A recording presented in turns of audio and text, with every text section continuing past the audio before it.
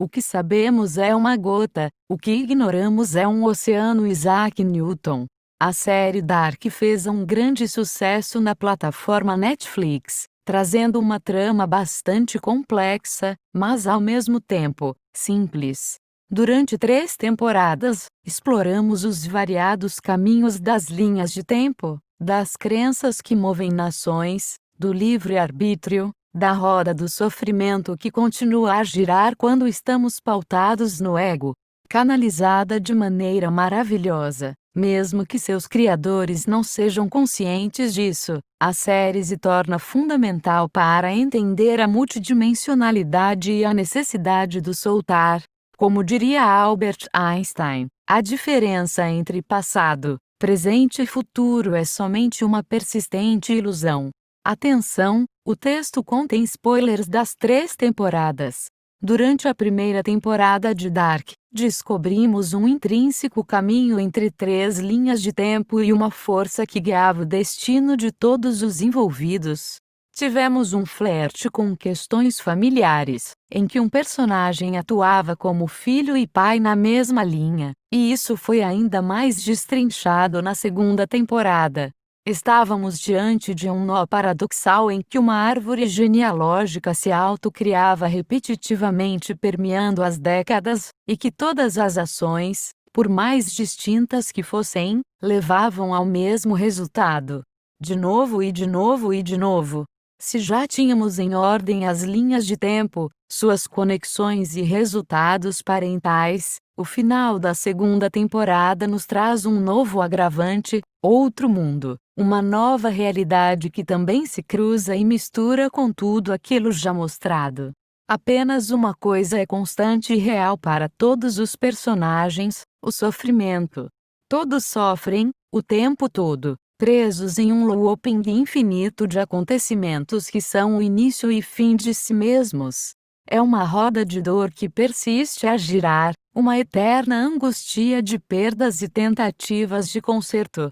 Não temos aquela máxima, de que só podemos ter resultados diferentes se agirmos de maneira diferente.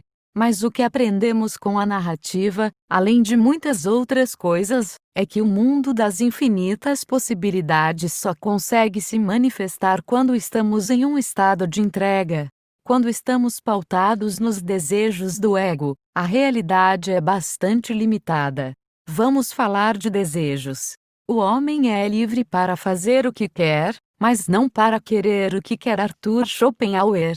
Com inúmeros estudos principalmente na área da psicologia e neurociência, já sabemos que existe uma mão invisível que controla nossas ações, o subconsciente. Achamos que estamos em total controle de nossa vida, mas isso não passa de outra ilusão. Pelo menos 90% das tomadas de decisões vêm desse lugar e, se o desconhecemos, não é de estranhar que uma pessoa chegue ao final de sua vida e não saiba como chegou lá. Aí está a gigantesca importância do autoconhecimento, do entendimento daquilo que se passa no nosso subconsciente, de compreender de onde vêm nossos desejos. Temos uma extensão de autores que por muito tempo não foram levados a sério sobre o assunto, e dado ao frenesi da nossa sociedade contemporânea, ainda não são.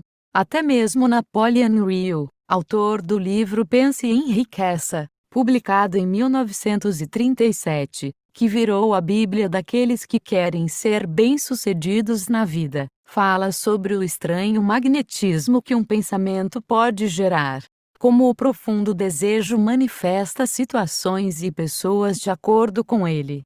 Hill ensina técnicas para ir configurando o subconsciente, porque ele entendeu que, se deixado rodar livremente, esse é um programa em nosso software que gera o caos, uma vez que sua programação está conectada ao inconsciente coletivo e suas crenças.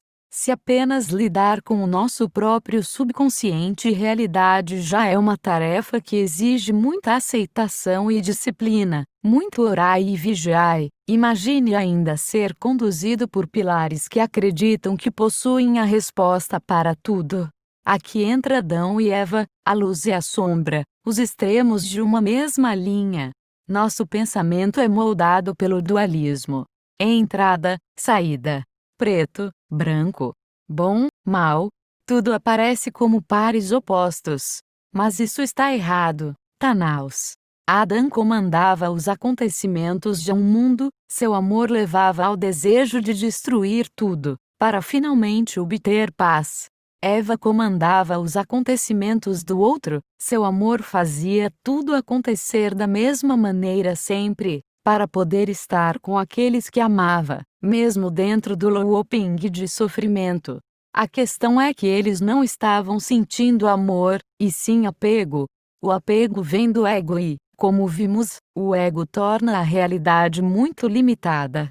O ego faz com que as ilusões sejam reais, mas isso só pode levar ao sofrimento, pois a verdade da alma não segue esse caminho. Essa bolha deve ter existido por éons de tempo, um mundo criando e potencializando o outro, fadados sempre ao mesmo resultado, por estarem pautados no apego. E então entra a terceira força, e não é sempre assim, e mostra um novo caminho. Uma força que não se contentava com o ciclo de sofrimento, que resolveu escutar ambos lados e achar sua própria verdade. Essa força se manifesta em Cláudia. Diga-se de passagem, que seu amor também não é cristalino, porque ela decidiu seguir em outro caminho para evitar a morte de sua filha e seu consequente próprio sofrimento. Mas só o fato de querer algo diferente já foi o suficiente para encontrar a verdadeira origem. A terceira realidade, a original, a que criou aqueles dois mundos. Ali havia um sentimento de apego tão grande de um pai por sua família que o fez rasgar o espaço-tempo para tê-la de volta, e não era para todo mundo daquelas realidades serem tão apegados. Pergunte a si mesmo se você é realmente livre. Se fosse livre de verdade, não teria escolha. Você tem escolha, Cláudia. Para acabar com o sofrimento, para fazer a roda parar de girar, é necessário soltar. Soltar de tudo que você acha que é importante, soltar daqueles que você acha que ama, mas é apegado. Jonas e Marta, os futuros, ou passados Adão e Eva, precisam soltar de sua própria existência para quebrar o ciclo. Eles não sabiam se, ao evitar que suas realidades fossem criadas, eles não desapareceriam para sempre. E então, entra todo o universo daquele oceano que ignoramos. Quando soltamos, entramos do fluxo de como as coisas realmente funcionam, saímos da famigerada Matrix. Aquele Jonas e aquela Marta existiram em algum ponto do tempo e espaço, e isso nunca deixará de existir. Pois na natureza nada se cria, nada se perde, tudo se transforma. Nem que seja na forma de um repentino déjà vu, em um rápido acesso a uma realidade que não está em vigor dentro de determinada perspectiva. Eles conseguiram quebrar aquela roda do samsara ao dar o pulo mais difícil de todos, o em direção ao total desconhecido, em que o ego fica louco, pois ele não tem controle algum. E é aí que as coisas realmente começam a acontecer. O fim é o começo. Será que aqueles que brindaram a um mundo sem o Inden conseguirão fazer a mesma coisa? Quando Cláudia fala sobre escolhas e liberdade, podemos lembrar da mensagem de muitos mestres, terranos e ascensionados, que discorrem sobre o livre-arbítrio. Ele está intrinsecamente atrelado à experiência da realidade da Terra, pois somos livres para escolher o caminho que queremos. No entanto, como já vimos, o caminho do desejo é um tanto complicado, resultando em algumas possibilidades, mas certamente sem a liberdade. Quanto mais alinhados com a verdade crística, menos escolhas teremos, pois muitas delas não farão o menor sentido. Para que vou fazer mal ao outro se o outro é meu irmão e, em última instância, sou eu mesmo? Quanto mais nos deixamos fluir pelos caminhos que o ego não tem controle, menos escolha teremos, mas nossa liberdade será infinita. No final, todos nós temos o que merecemos, Adão. Particularmente, já aceitei que, em meu corpo biológico encarnado na experiência terrana, nunca vou entender exatamente como o universo funciona. Mas, assim como também não entendo exatamente como o motor de um carro funciona, não significa que deixarei de usá-lo e tirar o melhor proveito dele. Obras como esta são de essencial importância para nos fazer questionar nossa realidade e mergulhar em outras possíveis. Dark encerra sua obra com muitos méritos, mas acredito que há dois conceitos principais que podemos tirar da narrativa. Um deles é a roda já analisada acima, que, aliás, pode ser vista de maneira micro e macro. A forma micro é focar naquela história em particular e, de maneira metafórica, em nossa própria vida atual. São situações e relacionamentos que permeiam e se repetem em nosso cotidiano. De forma macro, podemos pensar na história da humanidade que conhecemos. Como Astar já disse, deixarei alguns links no final do texto. Até agora foi basicamente o mesmo grupo de almas que ficou encarnando e desencarnando na Terra. Em corpos diferentes, já fomos nossos pais, nossos filhos, nossos inimigos, nossos amados. Um já matou o outro, um já ajudou o outro.